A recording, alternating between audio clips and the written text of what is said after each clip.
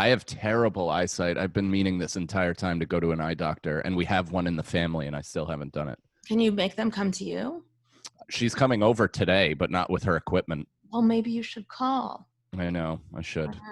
Mike, thank you so much. I should have told you that was on the show. I press record. I press record and I don't edit. So, I mean, I can, but no.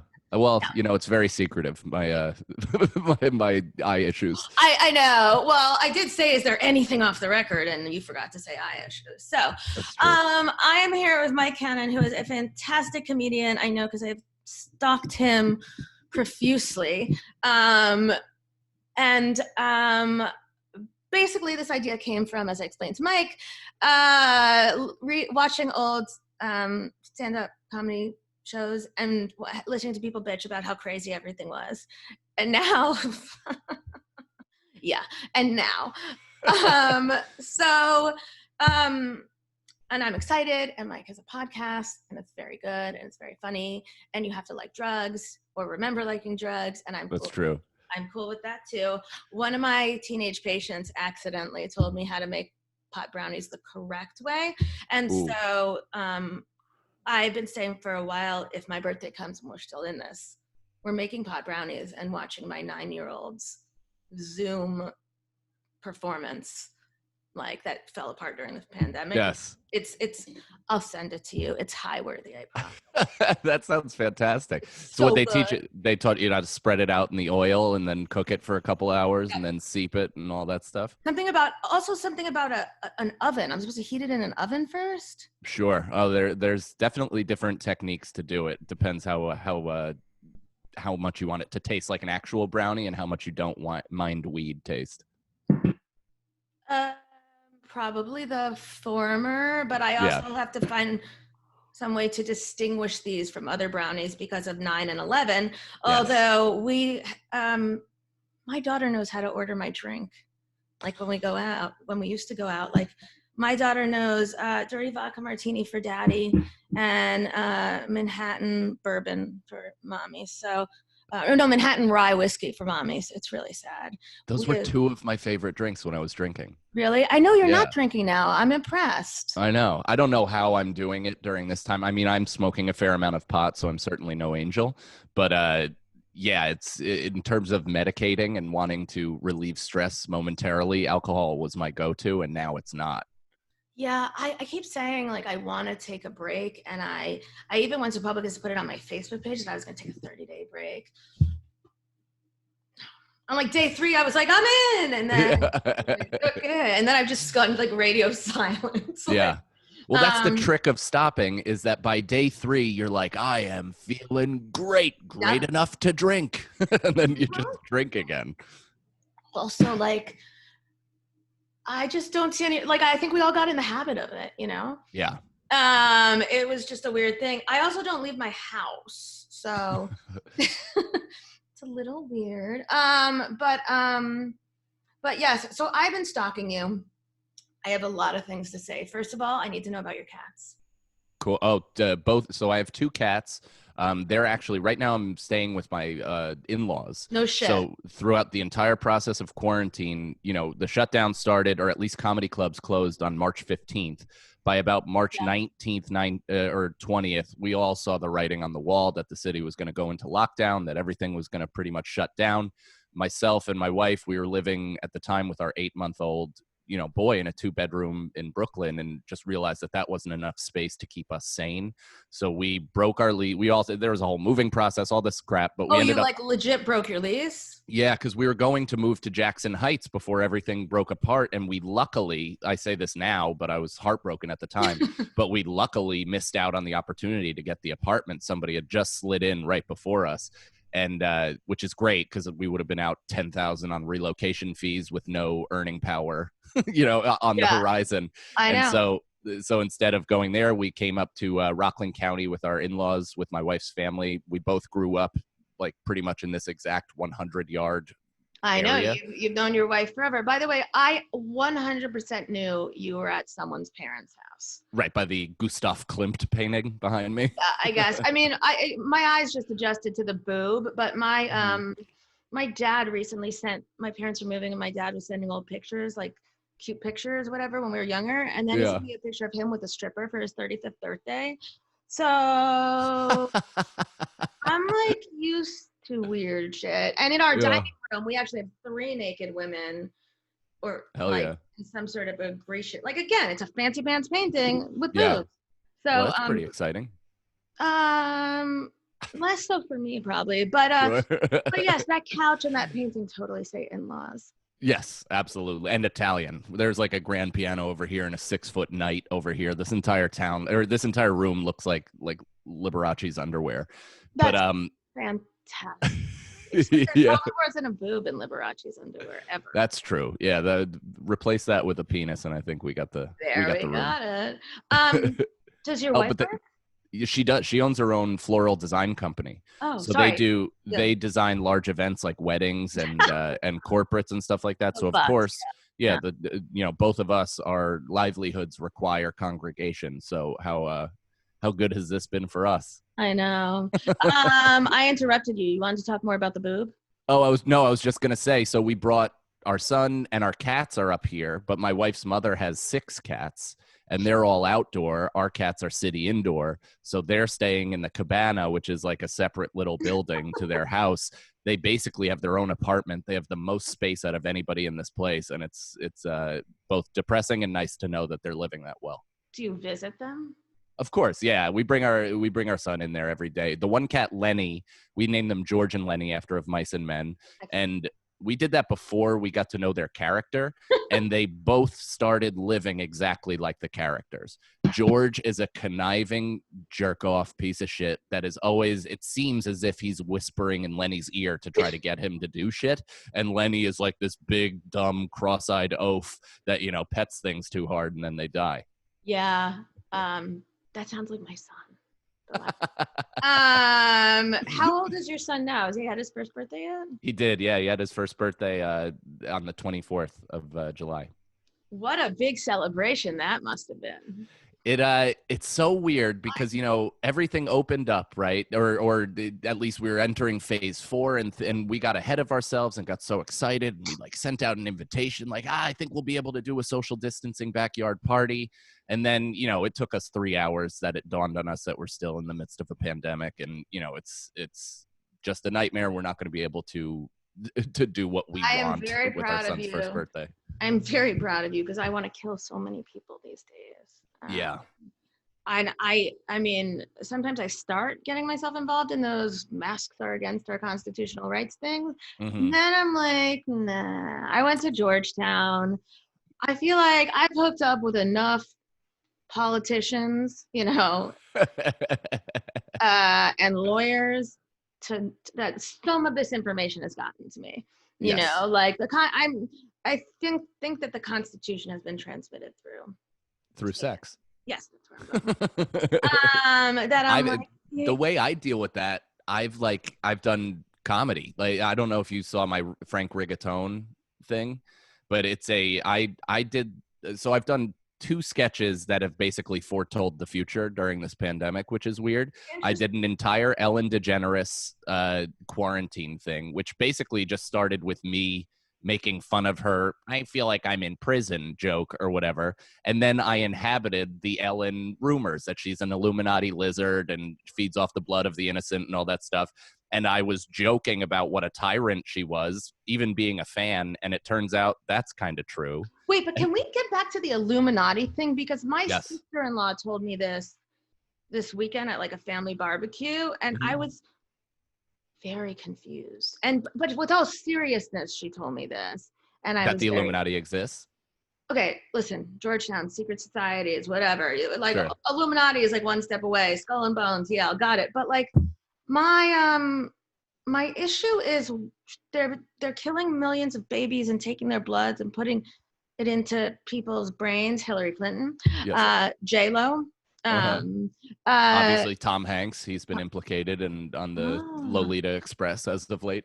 Right. And that there's millions of bodies buried. And I asked her, it's where the fuck are they buried? And she goes, Manhattan. I was like, where? You know, like, someone give me, like, I understand, but I feel like we would notice if they suddenly dug up Central Park, you know, like. Yeah, for sure. Well, it may be the one thing that's used that's used to prop lower Manhattan above sea level. Oh. Maybe all those bodies are used as sort of, foundation. Yes. I used to live in the East Village right before it was cool. So, nice. like, right when heroin was the chic thing like, to do. Yeah. 6th Street and A in the well, 2000. I actually moved to town 3 days before September 11th. So. No kidding. Yeah. Oh wow. And then welcome to the city. Yeah, and then but I moved from DC to here. Sure. And so I was like, well, we're all gonna fucking die, and and that was before I knew we were all gonna fucking die. But yes, and then my like 2nd or 3rd day of graduate school was September 11th, and like they're like, well, you guys go see if those undergrads are doing okay, and I'm like, oh my god. First of all, George Bush is president. Like, fucking should have had McCain. You know, like, I was just like, yeah. I don't even know. What? You know, like, it does seem odd that like two of the more, and no matter how you sway politically, it's like two of the worst spoken presidents in recent history, George Bush and Donald Trump, have both had to deal with national hardship on a grand scale. So 9/11 came, and honestly, George Bush's first pitch during that Yankee was at the World Series. I mean, that like still, even my dislike for the guy, that still brought out so much nationalism and just patriotic pride, and like I'll still watch it and get goosebumps. Right. But it's just so bizarre to know that that poor dude who didn't really even want to be president was just jammed into 9/11. Yeah, and I don't think Donald Trump really wanted to be president. Like, well, I know he didn't, because he didn't know what a president was. He right. Like, I think he's sort of channeling like Henry VIII's law of sovereignty, where he decided that that God chose the king directly, so I can keep killing and right more women. And then like a dictatorship. I don't think anyone, like, my guess is Putin was like, oh, let me explain to you what a president does. And that's what well, I think now at this point he needs it. The presidency is his offensive line. It protects him from prison. So I think he's going to try to ride out as many terms as humanly possible just so he doesn't die in jail. I think he's going to handcuff himself to a desk. Like, that is what I see coming. And that's what everyone sees coming. I don't know if he needs to. He has enough New Jersey gym owners that are opening their gyms despite the governor's ordinance to, protect the walls of the White House. I was so disappointed. I was excited. I thought someone finally was going to make an assassination attempt, and then it was, just like, I don't even know what it was. I never got an answer, but apparently it had nothing to do with Trump. Like, no, it's just something outside. Yeah, I know. You know what bothers me also?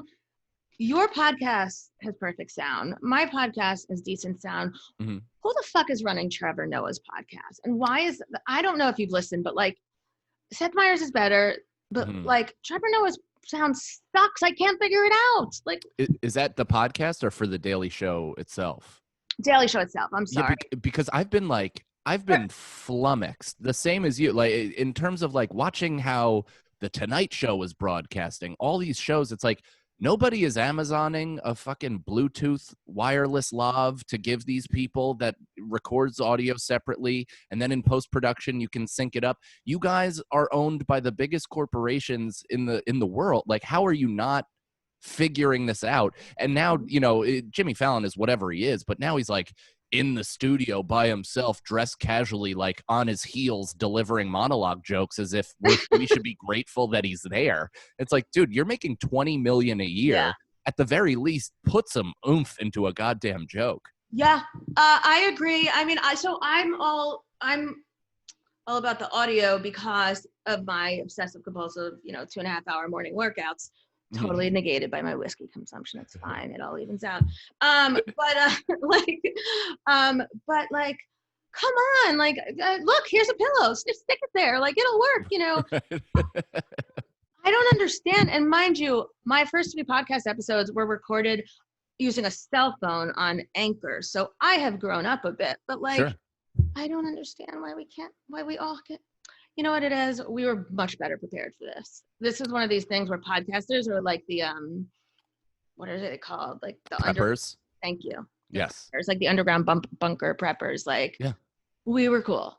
But I didn't even have equipment. I just adapted quickly because I realized that Zoom is like, it's an imperfect device. It's going to come in like, you know, it cuts you off if you're over speaking on each other. So the only way to thwart that is to go through an interface into your computer. And we actually we record for Irish Goodbye, or at least we did before we're now back in studio.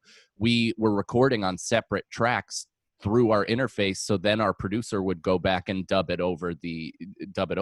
So it was a lot more post-production work, but it was worth it because people were like, I'm listening to basically a cell phone, like a Nokia conversation between two people, and it's like, I don't care how big of a star these people are, you can't hear it when they're being cut off every 3 syllables. It's so painful. And then when Seth Meyers has, like, you know, I'm going to say Kamala Harris, obviously, because it's fresh in my brain, but like all of these, you know, she's had a lot of minority female government people, where, you know, senators, whatever, stuff. Anyways, their call-ins are awful too. Yeah. Okay, you should give him a call. Tell him how to do it. Yeah, I will. I know you got his number and speed dial. Yes. So you're surviving through weed. I'm surviving through whiskey. It's fine. Mm-hmm. I guess your son's not old enough to call you out on smoking. No, and it's not. I've been good in terms of doing the all day thing. Like every once in a while, by about 3 p.m. when he goes down for his afternoon nap, which then leads into his final stint awake for the day, I'll take a few puffs or whatever. But yeah, he obviously the smell doesn't register to him at all. And also I'm a very functional pot person. So I don't smoke and lay down and that's my day. I smoke and then do things. Yeah, I'm not a functional pot person. Mm-hmm. I'm like silent for 6 hours and then comes up with the most random shit ever. There's merit to that as well, for sure. I agree. I mean, for creativity, obviously I should use pot, and also it would make it a lot nicer to hang out with my children. Well, that's the thing. I had in my first special first album, I should say, before I had a kid, I talked about how being high around children should actually be like a rule, because I've just existed on their exact plane of consciousness where we were totally vibing. We all had wonder, you know, it was just a beautiful moment. Yeah, I think I'd be a lot more into learning about this whole Pokemon shit if I were high.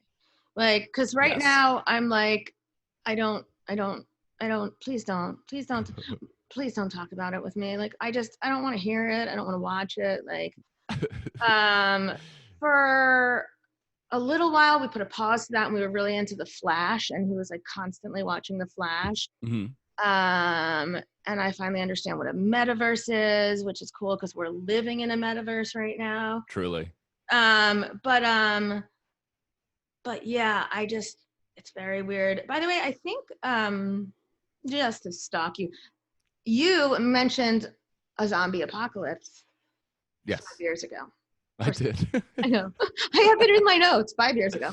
Like the zombie apocalypse, the moral dilemma of like, who do you keep alive? And, you know, who do you kill? You know, and by the way, now you take this back, but you said you'd gladly shoot my baby in the face. I would. If my son, even at 1 year old, like, listen, I'd shed a tear, of course, but I'd shed the tear when he transitioned into zombie. Me putting the bullet in his head would actually be a saving moment. Like that would be, all right, let's get this over with. He's already dead. Yeah. Do you think your wife would agree with you on that? I'm curious, actually. I'm sure she'd try to breastfeed him and he'd gnaw off her left tit or something like that. But I could see that happening. Yeah, no, I always say that I freeze. Like, so if the zombie apocalypse were to come, like, leave me, push me, and you will have a little, like, just leave me. I'll be frozen in shock and you guys can get away. And it's not like love, and I love them, but it's not like a sacrifice. It's like, my ass is never going to run fast enough, you know? Like, I'm just going to forget how to move. So right. It does depend, though. Like I said in the bit, it depends on the motion of the zombie, because as we've seen in several different movies, there's either the slow thriller type zombie, or there's that 28 days later full sprint for days zombie that you can't escape. Yeah, that's why I stopped watching The Walking Dead, because they were so fucking slow, and I could not. I was like, I can't. Yeah. I could outwalk them, you know, like I could speed walk them. My grandmother could be like, no. Yeah. I feel like that would be almost like what is it called? The smash room. That's like a human smash room. If you could somehow be placed into an arena with like 5 slow moving zombies and you got to just take their life, I feel like that would maybe help a bunch of people exercise some deep seated rage. That's like the axes, like the axe things in Brooklyn. Yeah. Yes, exactly. The axe thing, or they have those rooms where you take a bat and they have like all this, shitty furniture, and you just smash the bat and you're like, you start crying about your dad. Yeah, that's not good though. We're basically teaching people to turn sadness into anger. Oh no. Really bad. Yeah. There was a famous experiment years ago where they had this creepy as fuck Bobo doll. And it's like it's like a clown, but it's like weighted at the bottom. So when you push it over, it comes back up. And adults would model aggressive behavior in front of kids and then leave the room. And then when the kids got the opportunity to play with them, they'd, model the same aggressive behavior. Wow. That makes sense. That makes sense for why I am me. Yeah. I'm much more verbally aggressive than physically aggressive. Also, girl, and no one ever taught me not to punch or run like a girl. So, I have a little bit of both. Like, I mean, there was definitely violence in my house, and I got hit as a kid, but not after school special where I had to cover a black eye with my mother's makeup, but enough to where it definitely has left an impact and has also steered my parenting into the exact opposite approach. Sure. But verbally I can get after it. Obviously I'm a comedian and cutting and can articulate myself pretty well, and the angrier I get, I seemingly get a little more like precise and hurtful, which is effective. Not in your marriage, please. But yes. Totally. Right. No, totally not. No. I feel like she's known you for long enough not to put up with that shit. She's 100%. And not to mention, both of us have, we've had our bouts. Obviously, we've known each other through several phases of our lives. So I've been an immature, lash out at people type guy. And now I feel like I'm a little more centered and at least self-aware. So that kind of thing is not a part of my arsenal anymore. I don't dig into it and try to like take it out on her. Instead, I try to focus that all to the stage as much as possible. And podcasting certainly helps. Right. It does. Turning 40 helped for me. Oh, really? Someone told me you're going to love 40 and I was all freaking out, and they're right. I just ran out of fucks, and also I'm not afraid to fail because I failed a lot. Like, what does it matter, And also, the only bad thing is I still want my husband to find me hot, but it's cool. It's also cool to use my brain. So if I could put my brain in 21-year-old Lindsay's body, we'd probably be president right now. I think of that all the time because I think of it in terms of sports, because when I had like, I don't know how to say it. Wasn't the yips. Do you know what the yips are? It's when an athlete like gets so into their head that they're no longer capable of normal functionality. So Chuck Knobloch, famous second baseman from the New York Yankees, helped win them World Series, all this stuff. Out of nowhere, he had a mental glitch where he could no longer throw to first base from second base. Like he just like couldn't do it and would just throw over the first baseman's head, and it basically ended his career. But when I was in high school and even a little bit into college, I had anxiety and I didn't know what it was. And my parents were Irish Catholic, so there's no treating that. It was just, me mentally suffering, and it projected itself athletically. So I would get nervous before certain games. And obviously, what did you play? I was a basketball player for 2 years in college as well, but I played It's weird that you're catching me today because the best coach I ever had in my entire life actually passed away this morning. I knew there was going to be a bad thing. I started to smile, and then I heard it, and I was like, motherfucker, don't smile. I like the shrink in me was like, ding, ding, ding, ding, ding. You're walking into a trap. I'm really sorry. No, it's okay. He had a long battle with ALS, so I'm glad that he's gotten, a bit of a reprieve from that, obviously. But he was my Gaelic football coach, which is an Irish sport, and we actually went over to Ireland for it. He's the greatest coach / mentor I ever had, and that for whatever reason, like I never attached stakes to that sport, so I always played free. When I played basketball, it was such a love of my life, and it was so important to me that I think sometimes the stakes I put on it became overwhelming for myself. Interesting. Bizarrely, I was talking with someone about Gaelic football last night. Oh, wow. And I never heard of it, and I almost feel like I have to prove it. And so on my phone, he sent me a video of Gaelic football for me to watch. Oh, that's awesome. Isn't that super weird? That's so bizarre. Yeah, synchronicity. So I have exactly, it's my favorite. I'm a huge believer in synchronicity and in weirdness and things working out, except for me too. Yeah. Hallucinogens have really shaped the type of open-minded individual I am right now. Yes. What's shaped me is, so you never sought out therapy or meds? I did. Yeah. I was in therapy for a couple of years actually, and it was extremely beneficial, especially because my wife and we were dating at the time, but I had anger issues, and I was regressing back to teenage shit. Like I was punching through doors and stuff, like really just beyond me type stuff when I was 27 or 28. And so after a particular episode of my anger flaring up, I immediately texted a therapist, and we had a great relationship up until at the very end, where I was doing okay in comedy, but I hadn't quite made the jump that I thought I was ready to make. And it took a little longer, and we were just having clashing appointments together because he basically told me to quit and seek other work. And I wasn't having that. It wasn't enough. You want to hear a fantastic story that I learned? I did a postdoc work where it's Freudian. It's not Freud, but it's Freudian and the couch. I had to have 500 hours of 4 times a week therapy on the Upper West Side. Yeah. I now realized I could have bought a brownstone with the money I spent. And I'm one class away from finishing because, I got knocked up purposely, but whatever. Mm-hmm. So I don't even have the stupid ass certificate after my name, but no. That's like me and my bachelor's degree. Really? I thought I graduated. They sent me home with the tassel, all that stuff. And then a year later, they sent me a letter saying I didn't graduate. I'm 3 credits short. And the one class I'm missing is public speaking. That's awesome. Yeah. And I am a public speaker for a living. You should see if you can get them to during the pandemic. If you could, not that it makes a fucking difference, but just take advantage. And they said no. And they said no. I offered to pay for the credit too. And I showed them what I've accomplished. And I said I would rep the school, all this stuff. They said no. And I was like, well, fuck you. I'm never giving you a cent. And I will trash Geneseo State University. I knew it was Geneseo. I was thinking about that. Yeah. I knew it was Geneseo because you said I stalked. I do prep work. I was going to say Geneseo and impress you, but then I figured you're going to start freaking out when I. Not at all.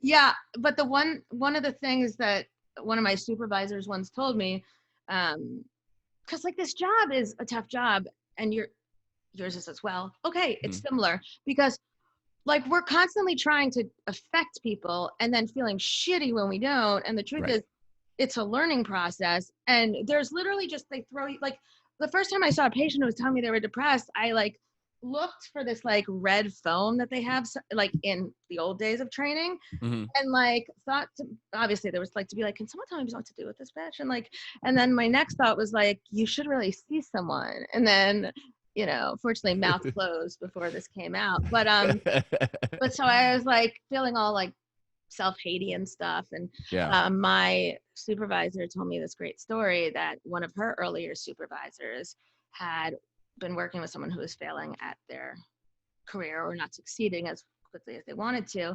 And the supervisor told, the psychologist told this then patient, maybe you should quit and find something else to do. And he did not. And this was Rodney Dangerfield. Wow. I know. That's unbelievable. Right? Well, maybe I should change my name. Maybe, or maybe there's something about the fact that shrinks fuck up, we think, especially because we were taught this whole thing is based on this very incestual, fucked up, rigid, well, you're in denial. Right. I don't even necessarily disagree with his synopsis at the time. I just wanted him to abide by my rule of that's not an option. Right. So, stop suggesting it to me. When you suggest it to me, it makes it brings everything backwards. It doesn't help move one the more needle. Person not believing in you. Right. Right. Yeah. And because, comedy is hard, especially in the early stages where, you're not being paid. I was I got paid early and started to get TV work really early. And then I went full time and it all went away. Every bit of TV, I was, an MTV How darling. Come I couldn't find you on TV? I stopped. I know. Well, it's because it's all old MTV stuff, which I don't know if they even keep in their catalog. They certainly don't put that stuff it would behoove them to put all their old shit on YouTube, but none of these companies think that way. Instead, they all just, hoard it and for it to never be released under the guise of we're saving ourselves money somehow. Whatever. But I was on several MTV shows. I used to host this web series for Cosmopolitan magazine called Sexy versus Skanky, which was ridiculous. When did you do that? Certainly before the Me Too movement. That's for sure. I know, but I'm curious when, because in 2014 I won the first ever Cosmopolitan fiction contest. Oh wow! Yeah, it was also the last. I think I broke it. I think that is when I did it. And I won it without any blowjobs. Nice. My story didn't have any blowjobs in it, so that I was proud of. That's a Cosmo first. Who exactly? Who? I met two awesome, Angela Ledgerwood. Do you remember her? Really hot Australian, possibly. Oh, that's funny because Lindsay Rodriguez was my co-host, and she was a really hot Australian. So maybe that was their thing. They're all really hot, I think. And then I can't remember the other woman, but they never ran it again. But it got me an agent, so. Nice. Hell yeah. Mine did not. Skanky or sexy, that's amazing. Yeah. I was the injected male buffoon opinion, of course, and most of what I would say you'd see me gearing up for a point, and then they'd cut to the next segment. It's pretty awesome, though. Yeah, but I had all that success, and things were kind of moving in a direction where I thought, certainly it only goes up and continues and whatever, but it all went away, and it was just a great lesson in show business where it's nope, you got to build your foundation, motherfucker, because at the time I wasn't that great of a stand-up. I was an okay at best, and because of that, if I had continued, I would have toured, and I wouldn't have developed. I would have then catered to whoever my audience was and probably became a substandard comedian in terms of what I view comedy. Yeah, you don't hold anything back, which is fantastic. Right. Yeah. Whereas now, because of that, because I've been in the mud for the last however many years, 6-7 years after that, it's I feel prepared. I could host the Oscars tomorrow. I feel completely prepared to do anything. Especially because there would be no one in the audience. So. Right. Yeah. and it's fun to piss people off. Right. I know that any joke that I would have to say would just not be, none of them have a sense of humor about themselves. So that makes it even more fun. Yeah. It's funny. So psychology is a lot easier than writing, and I feel passionate about both of them. And now I know that I love podcasting because it's my opportunity to speak my voice that was silenced when I was younger by all sorts of fucked up shit. And so, but writing is really tough, obviously. And so is comedy. But so I went to Georgetown, and so did Nick Kroll, Mike Birbiglia, Jacqueline Novak. John Mulaney. Did he? Yeah, he went to Georgetown. I forget that. I don't know. I think Nick Kroll may have went. Did he go to Georgetown or did he go to NYU? No, Nick Kroll went to Georgetown. He was a year. Oh wow. He was a year younger. Mike was either my age or a year older. And then there's a girl named Allison who's, I'm blanking on her last name, but like a lot of these people, and like a part of me is like, that was a lot of fucking money to, like, it's a good thing it worked out for you. Like, way to go. That's totally, I mean, the fact that you got a career that relies on education must be such a like kind of nice payoff to, you went through it, you did it, you spent the money, and now your career is in that field. I look back at college as like, well, that was fun, and I guess I kind of found my way, but I spent a lot of money to figure out that I wanted to talk about my dick on a on a platform somewhere. Right. My mom still doesn't know if I'm a psychologist or a psychiatrist. I've been doing this for 15 years.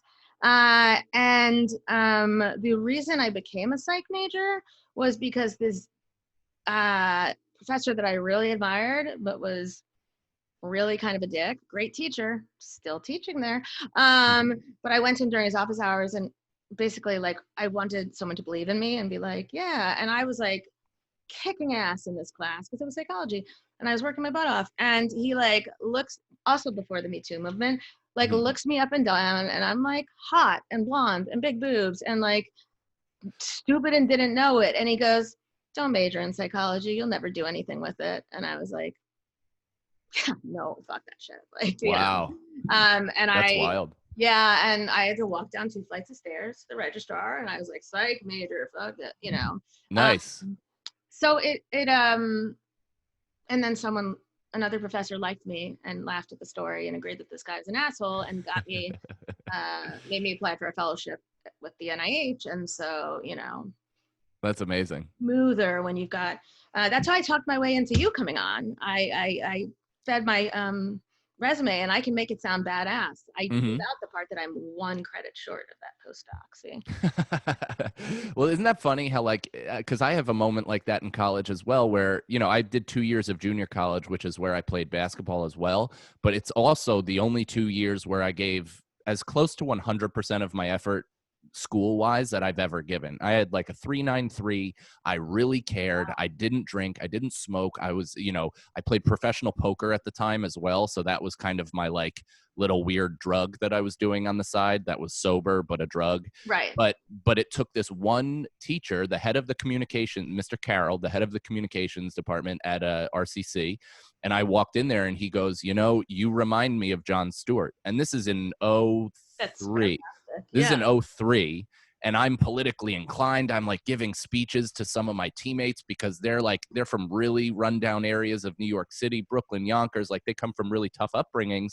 And so I was tutoring them. We'd have these talks, philosophical talks. It was unbelievable. And he was like, you're really funny.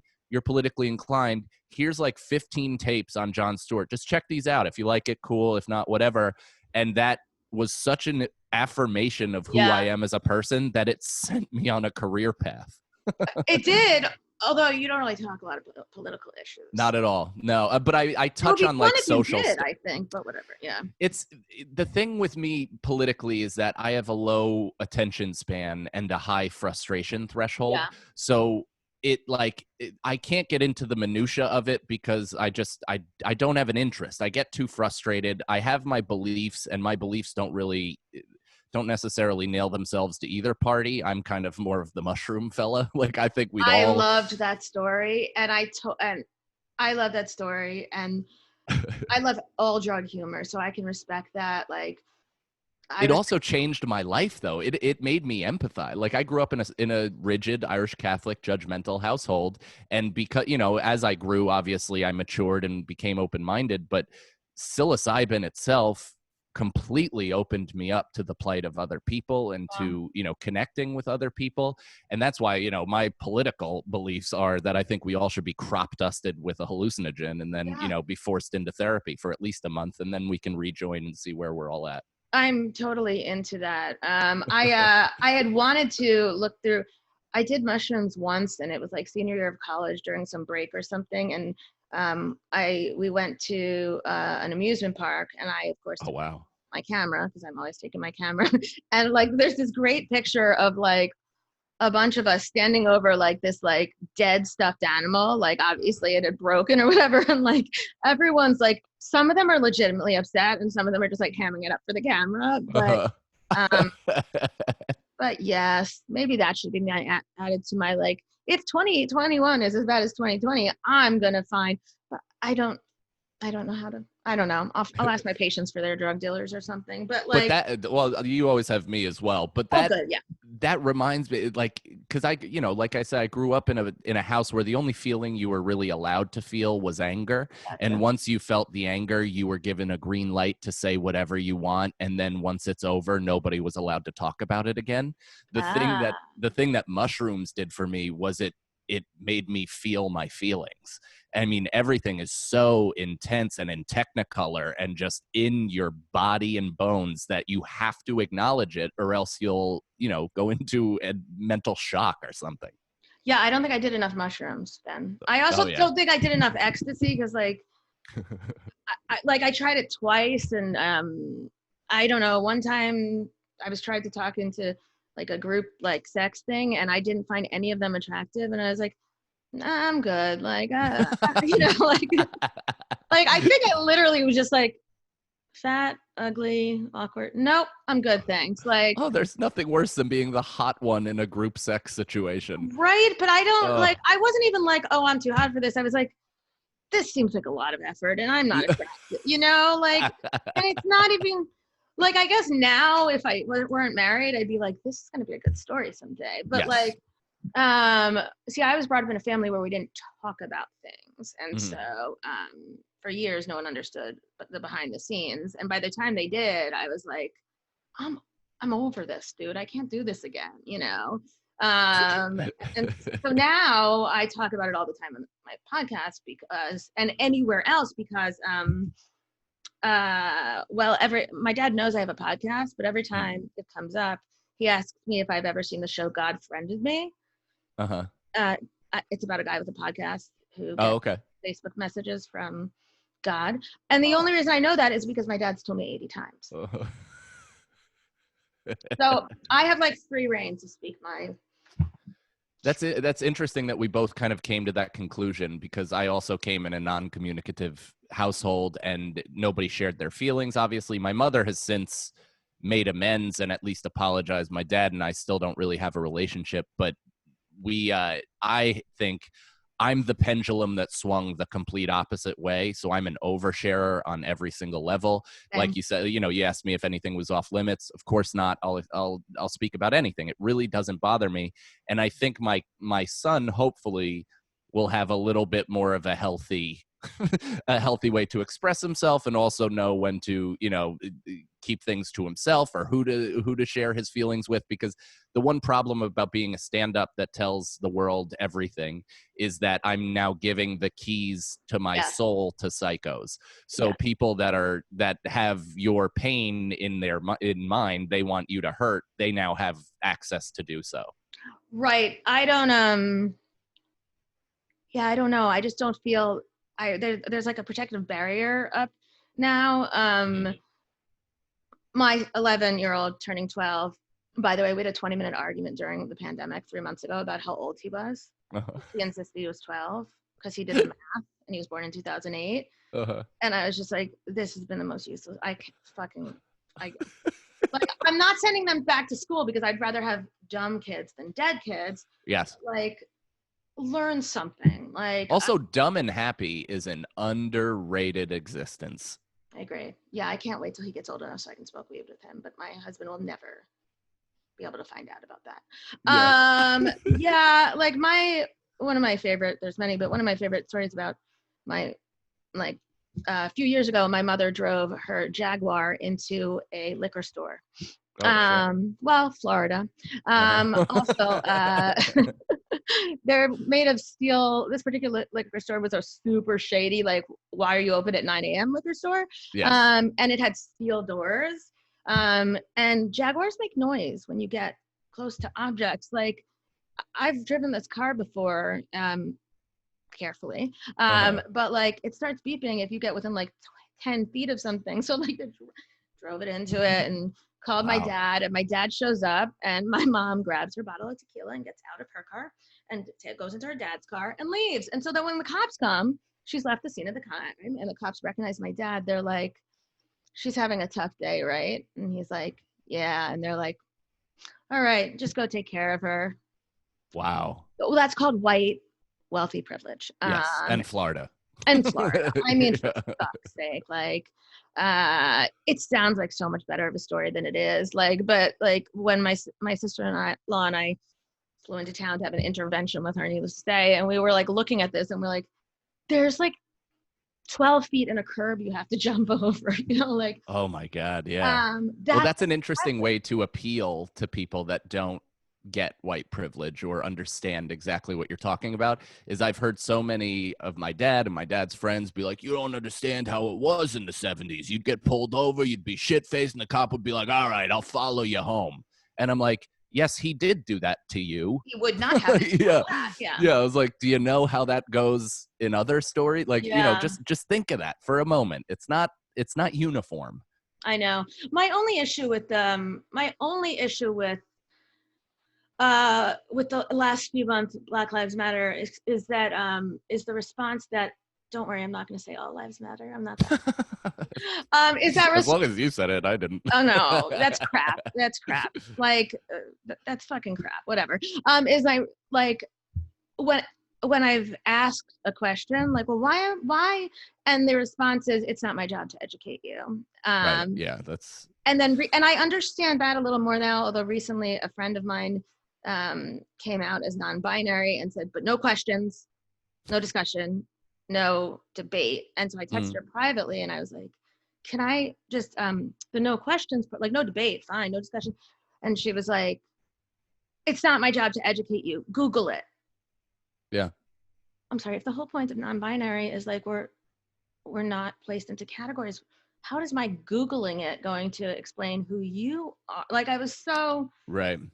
I obviously don't know your friend. I've had similar situations though, and it almost seems conflict seeking to me when people say that. So they're intentionally not educating you so you can say something incorrect so they can then lash out. Fine, I say incorrect shit all the time, but like that's not how you gain support and understanding. No, not at all. It's a bizarre tactic that I understand the fatigue of educating people. I do too. But then maybe send me a resource. Don't just say Google it, because there's a lot of conflicting information out there, and not everybody from even their group feels the same. So it's tough. I think that was racist, their group. But it was they, wasn't it? I don't think from there, as in that person. That's also the difficult thing that I have, because a lot of it is incorrect English. So it's like every once in a while I'm going to assign a gender just because it flows in a sentence. Yes.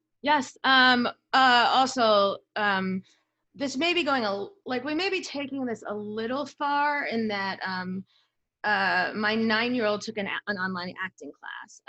Cool. I'm teaching psych classes online at this out school platform, whatever. They take 30%, I get 70%. Fine. I made $5,000 this summer. Wow. Talking to kids about things that I like. It is. You should teach them how to do stand-up. You seriously should, as long as you go by Mike C or something. And yeah, they can't look me up. Yeah, I once realized like we hadn't turned off the stove and that was the smell, and I jumped up in the middle of a 10-person class and said shit and ran out of the room. So but my 9-year-old went into a class, and it was like an acting class, and they started by asking everyone what their preferred pronouns were. And my daughter runs downstairs, interrupts me with pace, and she's like, what are my pronouns? I was like, what? And like, you know, I was like, we're gonna have to talk about this later, but like, she's 9, dude. Like, let's not, you know. Yeah, a lot of kids that have a heavy opinion on that are unfortunately influenced by their parents. And it seems like, you know, there's a lot of mentally ill projection onto the youth that, you know, I'm totally open to whatever any kid wants to be or whatever they feel is their authentic self. But when it is a very clear, when they're parroting their parents' talking points, that's when it becomes like a little frightening. Listen, our parents fucked us up. We're fucking up our kids. Right. Like, yeah. my goal is to fuck mine up differently. Yes. Yeah. I used to have a joke that didn't make my special, but it was about how I want to fuck my kid up to be at least interesting. You know, like I'm not trying. My parents clearly did a number on me, considering I have unconditional love at home, yet I leave my house to seek approval from strangers. Valid But point. yeah, but I don't. So I don't want that necessarily for my kid, but I also don't want him to be a dull ass that has nothing to offer conversations. I agree 100%. Yeah. We're gonna have to find the right way to fuck them up. Yeah. I know. Mike, thank you so much. This was lots of fun. And it was nice talking to you. And I'm so happy I have a drug contact now. Yeah, of course. Of course. Because that's what we all need. Drug contacts. I know. It's funny. I don't want New York to legalize it because I know how dumb I was then, and I don't want to make it any easier to get that like shit in my, like we used to orbit, like drive in a circle while, you know. Yes. Yeah. Well, I'm not. See, I think this might, the legalization of weed might actually bring New York out of its current economic hell, because, you know, obviously tourism is down, all that stuff. But if there was a weed shop on every single corner and it allowed people to be a little more chill and less frantic and less violent, that I don't see how that doesn't benefit everybody. I think we don't want more people here now. Fair enough. Yeah. But other than that, I'm all for it.